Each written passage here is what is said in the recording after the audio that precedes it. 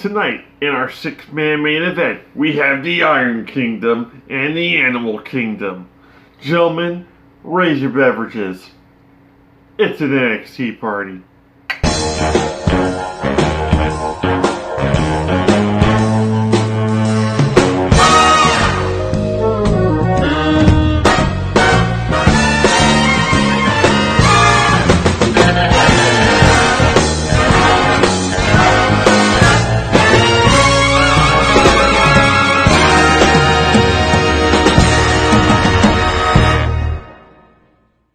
Support, no DQ. Welcome everybody to the NXT party for episode number 51 of NXT UK. I'm your host, the Rated R reviewer, Stephen Osborne, joined as always by the General Jerry Slaughter. Good morning, wrestling fans.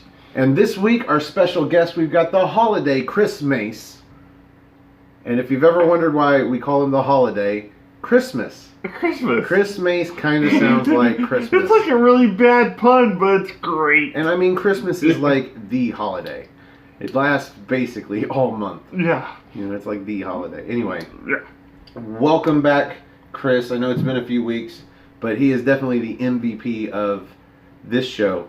You've been when we have nobody else. Yeah. Thank God for Chris, because he will wake up at the butt-ass weirdest hours of the morning because he loves NXT UK. He loves wrestling.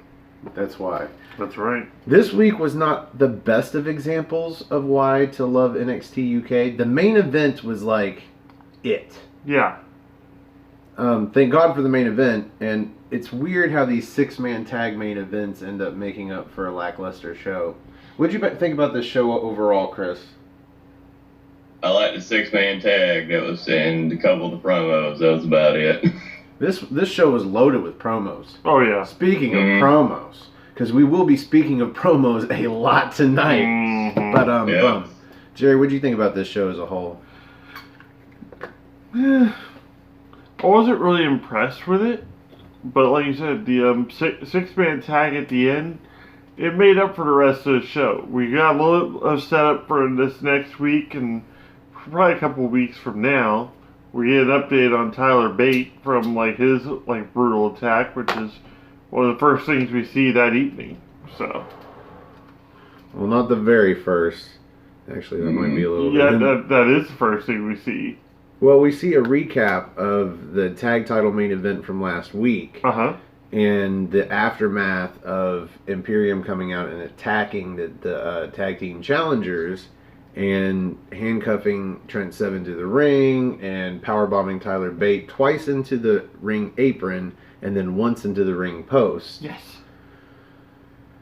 And then the first actually thing that we get this evening is Ilya Dragunov versus Ashton Smith.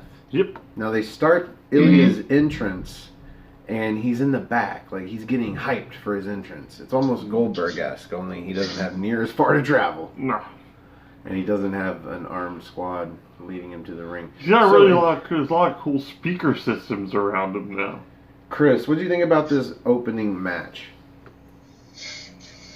Like I said, the guy reminds me of the guy from Rocky IV. That's what I'll keep saying to myself. That's all he reminds me of.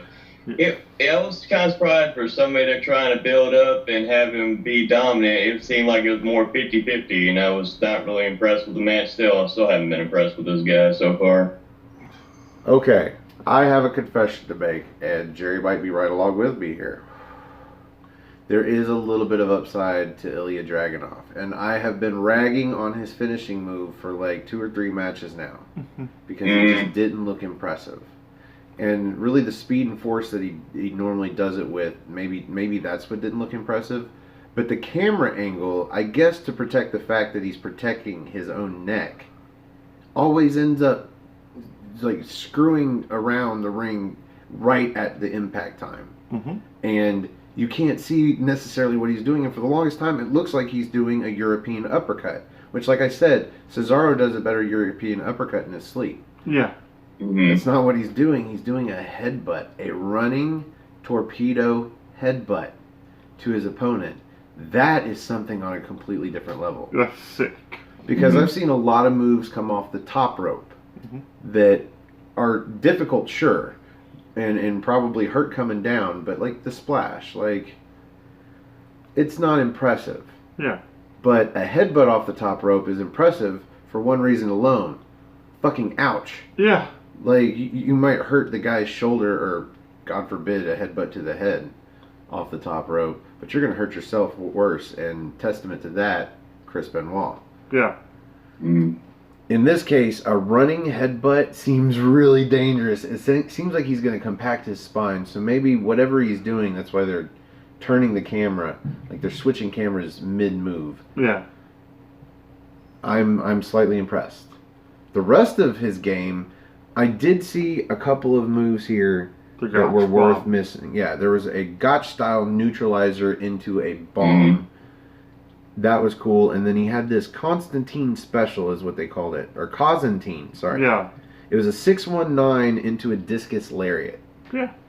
Again, if you're going to do nothing but lariats, at least you can put that in your arsenal. Yeah. Okay.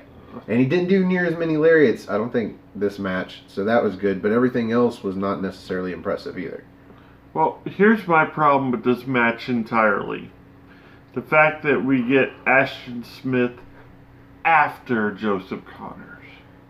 Like if Joseph Connors had been standing on the like up by the Titan, or up by the Tron or whatnot, and like watching the match or whatnot, I think it would have been more impressive of a match for him than, and then like have him face off his Dragunov versus doing Ashton Smith afterwards. Because Ashton Smith has had no wins at all in NXT UK. Joseph Connors, I think, has got at least 2. Yeah. So that'd make Ashton Smith, I'd say less victorious, because 0 is less than 2. So basically, if they had done Ashton Smith's match against Dragunov first, and had Joseph Connor watching and kind of taking notes, I would have actually had more vested interest in Joseph Connor versus Dragunov.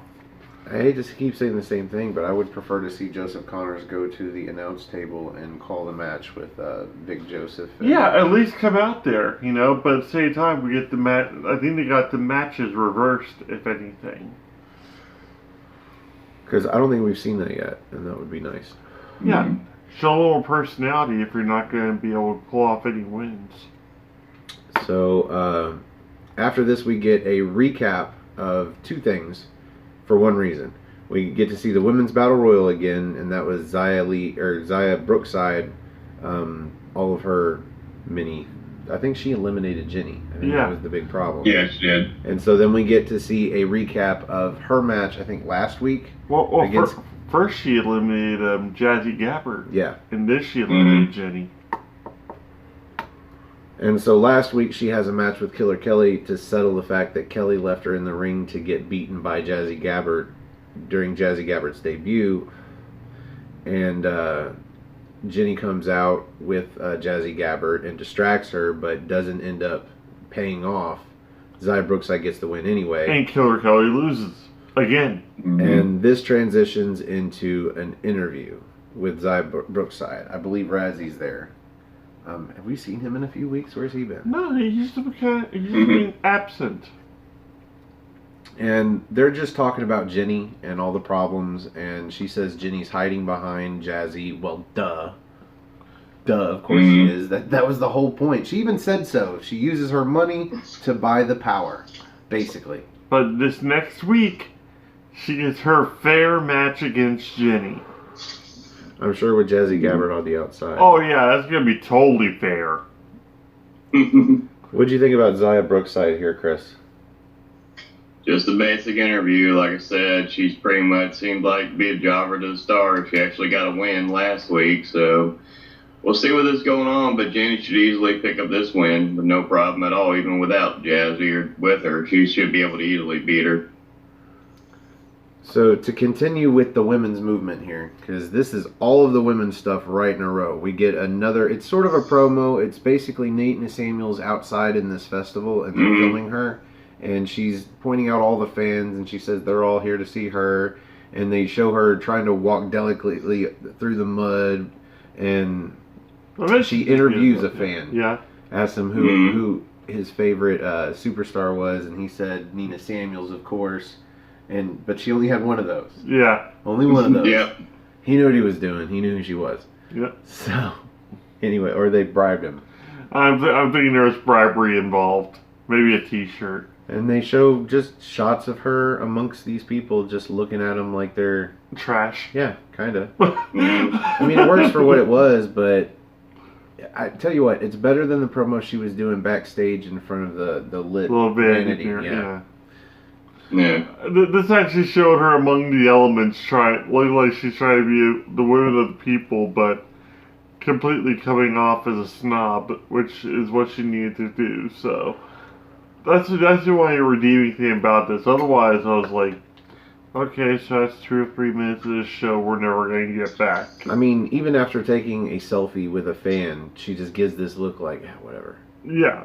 I do it because I have to do it, not because I want to do it. Mm-hmm. What do you think about Nina Samuels here, Chris? I was hoping she fell in the mud. That's what I was waiting for. It didn't happen, though. I was disappointed. That would have been hilarious. Well, if she had fallen in the mud, it would have been an opportune time to have another wrestler laugh at her, and that would have set up for at least a match. No, the best thing would be if R-Truth showed up and tried to pin her for the 24/7 championship, not realizing she didn't have it. Oh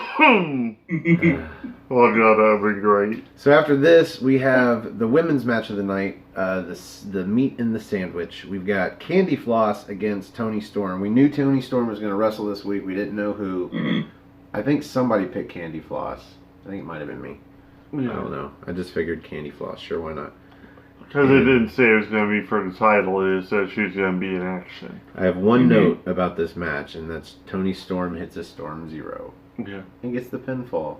Because this match was a little weird. They're both baby faces, obviously. And they play the match like Toni Storm is the mentor. And Candy Floss is like trying to learn during the match. And it's like... So there's this... there's this kinship. Mm-hmm. Just respect in the ring to a level that just I tuned out. Honestly. Almost sickening how cute they were being at one point. At one point, it finally turns because Candy Floss is still trying to get the win. Because if she can get a win over the women's champion, she should get a women's championship match. And it turns to the point to where both of them are actually trying to do the fight. I've seen matches like this before. They did it okay. It wasn't anything memorable. Candy Floss really didn't hit any moves that were memorable to me. No. She went from sweet to sour, like Sour Patch Kid she is, and it still didn't pan out for her. Chris, your thoughts? This match was pointless to me. Like I said, they were just playing around like 2 kids at a park. It's pretty much what the whole match was. To me, like I said, Storm Zero for the win. Like I said, never been impressed with Toni Storm. Still not impressed with Toni Storm. So. Now, Jerry, do you think the best part about this match was the aftermatch when? Oh, absolutely. Yeah. Because anytime Kaylee Ray shows up on television, it's great. But she's all grunged out tonight. It's even more awesome. So Kaylee Ray attacks Candy Floss on the stage as she's heading back to the back. And then stares down Toni Storm in the ring, who proceeds to get out of the ring and head up there. And that's when Kaylee Ray heads to dodge. Yep. She looks like she just got done watching Lamb of God, came over there, knocked the hell out of Candy Floss, and just stared down Toni Storm. It was pretty awesome. Yeah, she looked like she was there to enjoy the music and then work and then go back to enjoying the music. She's like, I'll be right back. I have something I have to do. Goes and kicks Candy Floss's ass, goes back in the mosh pit. There you go. So after this, we get, who knew it, a video promo. This is Ligero, and he's just... down on himself. Talking nonsense, man. He's got to find his fire again. Something's got to light his fire again. Something like that. I don't know. It seems like he's going through a mid-wrestling career crisis. Yep. Stared down the mask a lot, so I'm thinking maybe he'll start doing this thing where he'll start challenging people like, if you beat me, I'll unmask or something. Now just put a spark under him, because when it comes to any kind of lucha libre style wrestler, if they ever put the mask up, that's something serious. For him, don't do the mask. Put Yeah. the horns up. Yeah. That way you can keep the mask and get rid of those fucking horns. Oh, that'd be some stuff if Yeah. they got to cut the horns off of his mask and take those. Whatever it takes. I don't mind him having a mask. In fact, I like the fact that he is a masked wrestler in UK and he's actually a UK wrestler. That would actually build a decent feud too, because much like Jericho was carrying around Ubuntu Guerrero's mask for the longest time after he won that, and Rey Mysterio's, I think it was, but he would just carry him around, and that'd be cool to have a wrestler beat Ligero for his horns, but then like attach him to like a necklace or something, just Or a have bandana. or a bandana. There you go. Either way, that'd be make for a good feud at least, and probably some excellent matches out of Ligero to regain any kind of pride or whatnot. If I had to pick, Joseph Connors. Joseph Connors would be a good pick for that. I'm pretty sure the match that we saw between Ligero and Joseph Connors, even though Ligero won, it was still a decent match, and I think they could have a really good series. Yeah. Mm-hmm. Especially if Joseph Connors was allowed to win and take the horns off of Ligero. That'd be pretty awesome. It'd be almost like a shiny toy to add to his collection that he hasn't even started yet. So after this, we get Trent Seven coming to the ring, and he's not dressed to wrestle. He's dressed to mourn, because he can't call on Pete Dunne. Pete Dunne's not even there. He's got better things to do. Yep. And he can't call on Tyler Bate, because Tyler Bate got hospitalized and injured. Apparently, on NXT UK, you're allowed to say the word hospital. Yep. Because he says it a bunch. Yep. And he's just there to call out Imperium, and specifically, he wants to take the head off the snake, and he's going to challenge Walter to a match. Fight. To a fight. Not even for the belt. He just wants to kick his ass. Which... He said he's going to do it for Pete Dunne. He's going to do it for Tyler Bate. He's going to do it for, oh God, the Shred 7 Army. Shred 7 Army. He's going to do it for us. Yeah. Dude, we're not asking you to do anything. Yeah, we're not asking just don't. Yeah, watching Tyler Bate go back first into the apron twice and then into the ring post was awesome. Yeah, a little bit. You don't have to get revenge for that. We're Well, cool. the only person who needs to get revenge for Tyler Bate getting his ass kicked It's Tyler Bate. Yeah.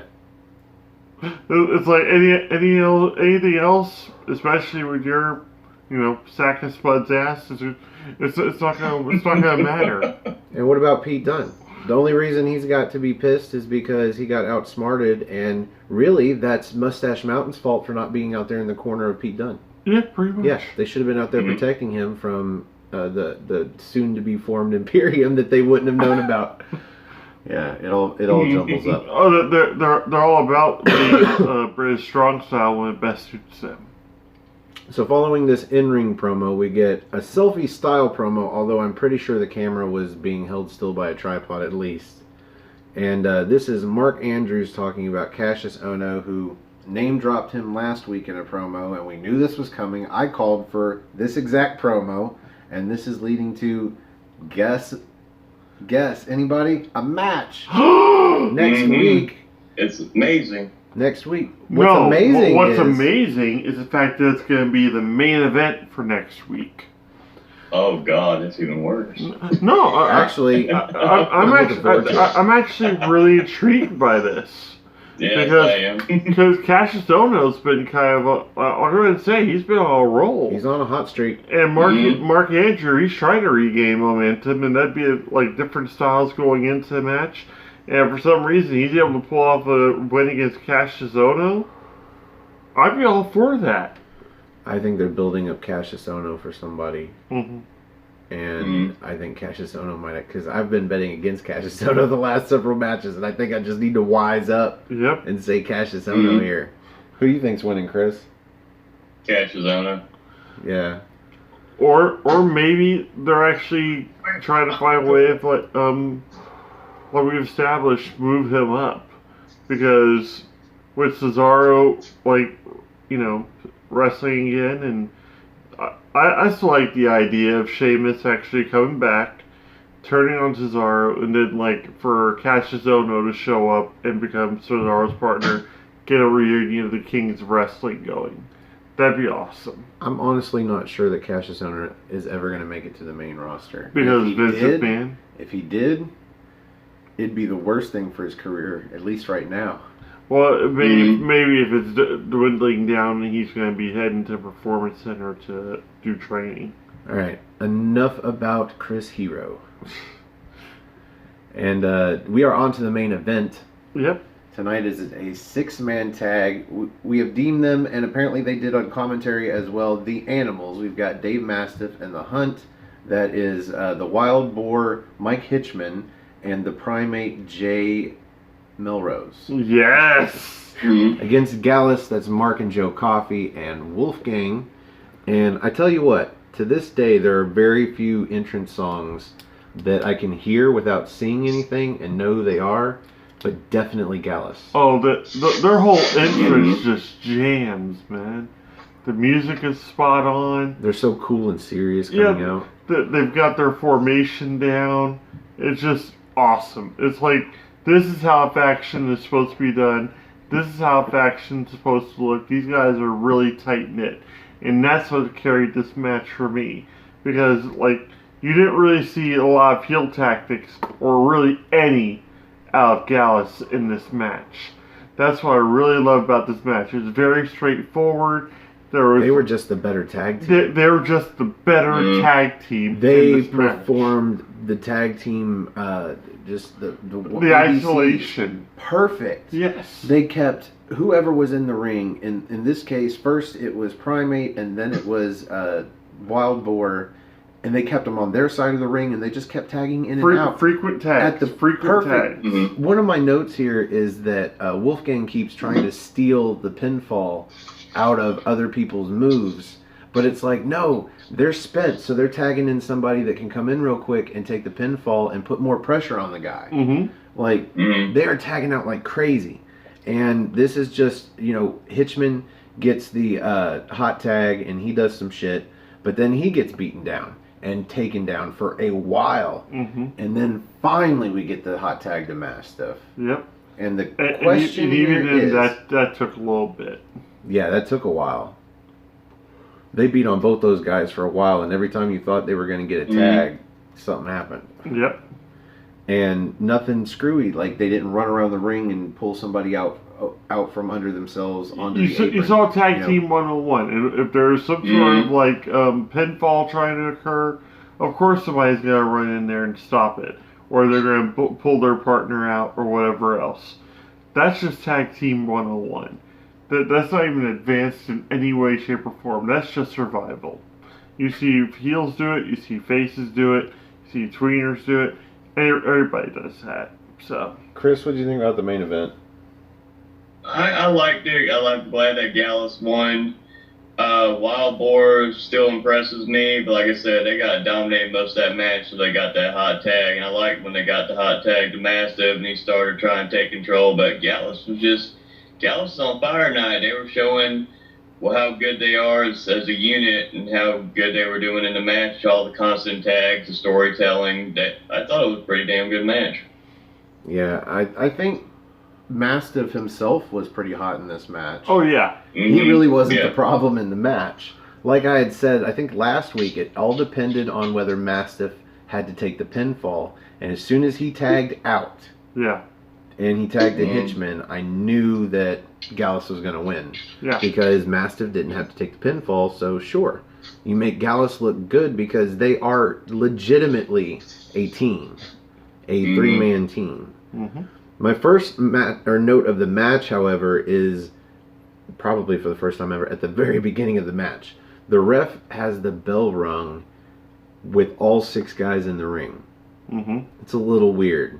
Normally you force 2 guys off of each team to the corners and then start the match. I don't even think he was going to try that. You had 6 fierce-looking beards, and they were ready to fight. It's like, you know what? You guys go ahead and decide who's going to stay.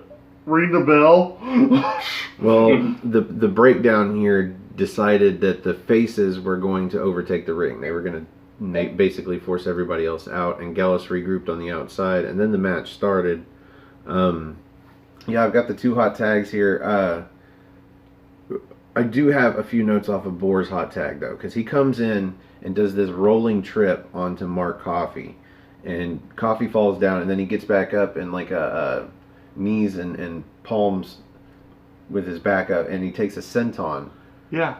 From Mike Hitchman. You say what you will about Mike Hitchman, like, very unorthodox. But he's also small enough to do that without really hurting him for being in that position. He's got that low center of gravity that really helps for those kind of moves. And then he puts him in the corner and hits a running spear. That was cool. Mm-hmm. It was a sick looking spear too. The end of this match, or no, yeah, everything else I've already talking about. Yeah. Like when Mastiff took the hot tag, though, that was a searing hot tag.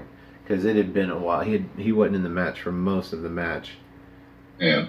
Threw out a lot of German suplexes, and he was pretty ferocious at it. Yeah, he hits, at one point, a fireman's roll, like a Finley roll. Yeah. With, I think, Mark on his back onto Wolfgang on the mat. Because they tried to double team him, and he pulled Wolfgang into a freaking back body drop. Yep. And then dropped Mark on him. So that was cool. And then he stacks Mark and then Joe in the corner and goes for that into the void. And Jerry called this before it happened. Joe rolls out and lets Mark take the whole move. He ate the whole thing. It was like, sorry, little brother. It just kind of rolls out of the way. Before Mark even knows what's going on, he's smushed. But this is where he was like, oh, hell no, I'm getting out of here. Like, oh, shit. But this is where the problem happens for the baby faces, because Mastiff tags out. He tags to Hitchman, and Hitchman goes up that corner, and Primate goes to the other corner and goes up. And I think it was Mark pushes Mastiff into Hitchman, who comes off the corner. And Primate still hits his move. He hits a diving headbutt, but he can't go for the pin because he's not the legal man. Yep. Wolfgang promptly comes in, tosses him out. Yeah, and then we have Joe Coffey hit a pop-up uppercut, and then an All Raw Best for the Bells. Which he calls for the pinfall. 1, 2, 3. I love when he screams it, because like even then, by the time you even hear what he's saying, you're like, you translate it, it's like, oh, bro, bam, done. Done. 1, 2, 3. Gallus with the victory. They look great, and Mastiff doesn't look bad. No. He looked great for the whole match that he was in there. The Hunt didn't look bad. Nobody looked bad in this match. And he probably got the hottest of all hot tags since the inception of NXT UK. Yes. On episode 51. So, that brings us to the end of that episode of NXT UK. And here on the NXT party, we like to rate the main event using good old-fashioned NXT. And as our special guest, Chris, you get to go first. Out of 5 spots of NXT, where do you rate this main event? Give it 3 1/4. It was above average, but it wasn't like really top tier all the way up there where I can give it a higher rating than me. What about you, Jerry? I'd give it a 4. Wow. Basically, just off the sheer fact that Gallus won this match fairly. Like, they're a heel team, but they're an efficient heel team. There was no trickery involved. It was all like just great tag work, great like isolation of your opponent, just knowing where they were in the ring, just perfect. Everything about this match was greatly laid out. There was very little wasted motion. It kept my interest the whole time, which is kind of hard to do in a 6-man tag because there's so much going on. But at the same time, everybody was so tight-knit into a frame that you saw, like, you know, everybody getting picked apart and what was going on. Who had control of who. What was going on, like, what's going on over here with Joe? Joe just got pushed over here? Okay, there's Mark. Who's got the tag now? Everything was consistent. You keep track of it. It was perfect. I loved it. 4. I was actually initially going to go kind of low, kind of in the ballpark of Chris, but you've managed to convince me. I think I'm going to give it as high as a 3 3/4. Yeah. I'll go 3 3/4 spots of tea. And that's without a title or anything. So I think you honestly pushed it up a half of a spot of tea. So Well, it still also sets up for Joe versus Mastiff somewhere down the line here. Plus, you got the isolation storyline, and they did it so well. They did it better than the New Day does it. Mm-hmm. Which is nuts. Because, Mark and Joe Coffey have been a tag team for a while, but Wolfgang being added to the picture is fairly recent. Yeah. Well, I was about to say, Wolfgang has been with them since, like, episode number 5, but he hasn't really proven to be as efficient or just... You haven't really gotten to see all 3 of them function as a unit. And this time you actually saw Wolfgang's purpose, which is pretty much, like you said, he's the backup power where if they don't want to make the pinfall or they want to get, take a breather real quick, he goes for a pin, softens up the opponent just that much more, tags one of them back in, keeps each person fresh. So, that brings us to the end of this episode of the NXT party. Mm-hmm. Thank you very much, Chris, for joining us. This must be like your dozenth episode. We'll count them out eventually, but yeah, you've been on this show a lot. We'll have a cake that we'll eat and you can watch us eat. His birthday is next week, and we're going to have him on this week for that too. Yeah, so we'll definitely have you next week. We will have cake, we'll eat it in front of you. It'll sit right on top of the share button, which we will not do. In the meantime, if you would like to join us on the big screen and help us review a future episode of NXT UK, you can find me on Twitter. Go to nodq.com/Stefan. That's STEFAN. Or if you just want to find me on Twitter, it's at Stefan R. Osborne, OSBORNE. As always, the R stands for restricted. You can also find the gentleman on Twitter at NoDQ Journal, and also my Facebook group RBAR, all capital ARMBAR. Exclamation point. You can find Chris Mace on there right now because you can't really find him anywhere else, I don't think. Yeah. Can we, Chris? That's why I didn't ask. Not yet. Yeah, find us on Twitter and Armbar, or you can find me on Instagram at osborne.stefan. Or if you don't have any of that, you just have an email. Lazy. Put a comment down below with your email address, and we will email you, and you can be on the show. All you need is Skype and watch the show, and then we can work with you on the time. Oh, yeah. We're semi-flexible. We already do it on a Friday morning, and we have Fridays off, so we could do it all day Friday. Yes. And just do it and post it. So anyway, if you'd like to do that, contact us. And if you follow me and you want me to follow you back, just send me a message, and I will follow you back. Mm-hmm. Other than that... you can find these videos first and in HD on our channel, Aftermatch Wrestling. That's all one word, AFTERMATCH, Aftermatch Wrestling. And we are on our way to 100 subscribers. We are at 90. We are 10 away. 10 away, and we will start doing our NXT review, What's NXT Live, on NoDQ.com's YouTube channel. And at 1,000 viewers, we will start doing... Fuck it, we'll just start doing both shows live on our channel. Or, I was thinking about this too, we could always do a live Saturday show. Whatever works. Like an NXT recap, or maybe just shoot the shit about everything. I don't think anybody wants to watch a recap of NXT 3 or 4 days later. Well, or even then, we just talk shit about. Like, I'm surprised we get viewers for NXT UK on a Friday. I'm surprised we get viewers. We're all just surprised. It's like surprise. You have another subscriber. Wow. I didn't know there were any more out there. So, if you like our video, click the like button that's underneath me. If you like all of our videos, please click the subscribe button that's underneath Jerry. Be it NoDQ.com, where if you are subscribed, click the bell icon. That'll let you know when we go live with What's NXT.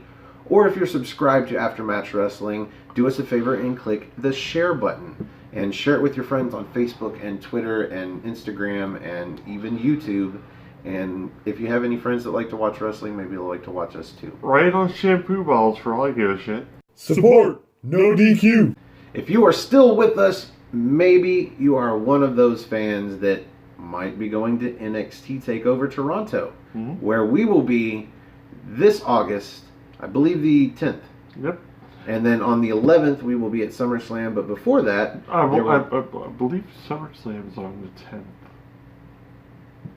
it is one of those days, folks. Yes. One of those days. It's that weekend. SummerSlam weekend. We'll be there for NXT Toronto 2 and the meetup on SummerSlam Sunday. Yeah, so go to nodq.com/Toronto, and that will give you details on the NoDQ meetup. Mm-hmm. So, for the holiday, Chris Mace. For the General Jerry Slaughter, I'm the Wizard of NoDQ, Stephen Osborne. Thank you for having a spot of NXT with us, and we will see you in NXT time. Have a good morning, y'all.